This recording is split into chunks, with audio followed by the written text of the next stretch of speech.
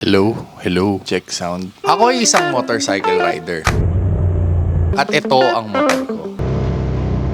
Isa sa mga pangarap ko at pinakagusto kong gawin ngayon ay malibot at maikot ang buong Pilipinas gamit lamang ang motorsiklo ko. Pero ang kaso, hindi ko pa afford yung budget. Hindi lang kasi yung panggas ang problema ko. Paano yung pagkain? Hindi naman ako immortal, ang takaw ko pa. Paano yung tutulugan? Hindi naman sa lahat ng pagkakataon pwedeng tent-tent lang.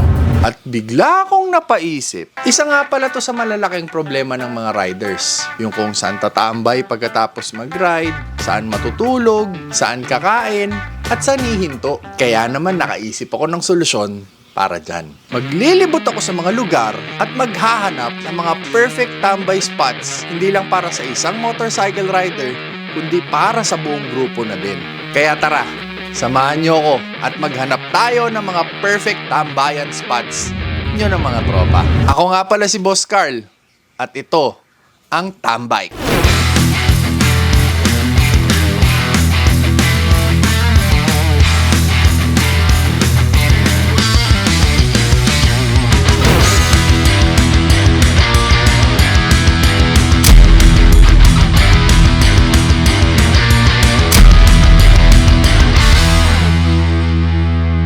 Samahan niyo ako sa libot na yan tuwing Lunes, alas 6 ng gabi.